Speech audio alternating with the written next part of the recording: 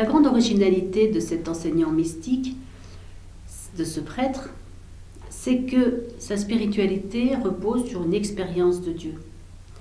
Une expérience de Dieu qui a pris ses racines, nous l'avons vu dans ces 4 fulgurations d'adolescence, mais qui lui ont donné ce regard constant sur la vie, qui va être trouver Dieu en tout et en tous. Et là, il se met dans les pas de la Vierge Marie qu'il vénère. Il a un culte marial très profond. Zindel va pouvoir nous faire partager son expérience de Dieu parce que Dieu se vit. Vivre Dieu, dit-il. Dieu se vit comment? Tout d'abord, pour répondre à cette question extrêmement importante, puisque c'est toute la vitalité de notre spiritualité, il faut savoir à quel Dieu on s'adresse, puis à quel homme. Comment peut s'organiser la rencontre de Dieu et l'homme? Tout dépend de Dieu, de l'image de Dieu, tout dépend de l'homme que nous sommes. Zindel nous met en garde contre une lecture non préparée de l'Ancien Testament. Alors, par non préparée, méconnaissance de la langue, insuffisance de connaissances historiques la plupart du temps, et puis il faut se remettre un petit peu dans l'idée des hommes qui sont de cette époque et qui ont quand même une vision de Dieu qu'ils transmettent, qui est souvent perçue, mais qui peut être transmise de façon à nous laisser penser que Dieu pourrait être un Dieu extérieur, solitaire, lointain, et pas si accessible que cela, pas si dans la création que cela. Et c'est pourquoi Zindel nous sensibilise à la Trinité. L'incarnation du Christ a tout changé, parce que Dieu s'est fait homme pour que l'homme devienne Dieu. Et cette entrée de Dieu dans la création, Dieu est toujours déjà là, mais cette accessibilité, c'est le Christ qui va nous la rendre perceptible. Parce que si Dieu était solitaire, Dieu serait dans son coin, il serait un démiurge qui interviendrait ou non selon son bon vouloir. Où est l'amour? Or, on nous dit que Dieu est amour. Pour que Dieu puisse être amour, il faut qu'il y ait échange. Le Père regarde le Fils regarde le Père, par l'action de l'Esprit.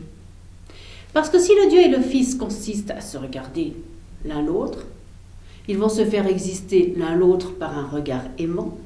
On est toujours dans un Dieu solitaire, on est toujours dans un Dieu narcissique qui existe par le regard de l'autre et que l'autre doit faire regarder pour le faire exister.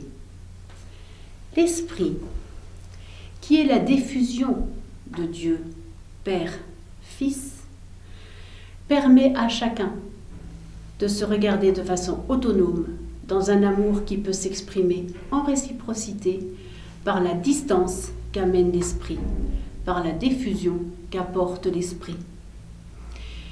Ce double regard devient un triple regard. Dieu, Fils, Père, Esprit. Dieu n'a pas de fils, dit Zindel. Dieu est Père, Dieu est Fils, Dieu est Esprit. Et ce triple regard qui anime l'amour par un oubli de soi, parce qu'il regarde l'autre, que l'autre regarde le troisième et que le troisième nous fait exister, il n'y a plus de narcissisme. Là, il y a l'échange. Non seulement il y a l'échange, mais il y a la désappropriation. Il y a cette forme de dépersonnalisation qui fait que l'amour n'est qu'un mouvement, n'est qu'un élan qui ne se regarde jamais lui-même. Et c'est pourquoi Zindel a pu parler de la pauvreté de Dieu, de l'humilité de Dieu. Parce que Dieu ne peut pas se regarder lui-même, Dieu ne s'appartient pas à lui-même, Dieu existe par le regard qu'il porte sur l'autre et le regard qu'il reçoit de l'autre. Et c'est pourquoi cette rencontre repose vraiment sur l'amour. Parce que Dieu est amour, nous le savons. Dieu a toujours été, Dieu est et Dieu sera toujours. Si nous remplaçons le mot Dieu par le mot amour, l'amour a toujours été, l'amour est, l'amour sera toujours. Nous sommes aimés. Mais si nous ne nous apercevons pas que nous sommes aimés, si nous sommes des maisons aux volets clos, le soleil existe. Le soleil a toujours existé, le soleil existera après nous. Mais si nous fermons nos volets, nous recevrons l'autre dans une maison noire. Nous-mêmes, nous vivrons dans une maison noire. Nous aurons notre pessimisme, notre tristesse et notre finitude. Mais bien plus grave, Celui qui rentrera dans la maison noire ne saura même pas que le soleil existe. Et plus grave encore, l'enfant que nous aurons fait naître dans cette maison noire, que sera-t-il du soleil? Il ne saura même pas que le soleil existe. C'est pourquoi Zindel peut dire que nous sommes responsables de Dieu. Quel est l'homme qui va pouvoir rencontrer Dieu? Eh bien, à l'image de cette relation trinitaire que nous avons évoquée et qui repose sur l'oubli de soi, l'homme rencontre Dieu quand il s'oublie soi-même. L'homme qui s'oublie soi-même, ça n'est jamais l'homme qui se dénie lui-même. C'est très important. Nous ne sommes pas dans le déni de soi, nous sommes dans l'oubli de soi. L'oubli de soi, c'est quand on est pris par quelque chose qui nous ravit à nous-mêmes. La contemplation, la méditation, la lecture, l'émerveillement, l'élan généreux qui nous emmène vers l'autre.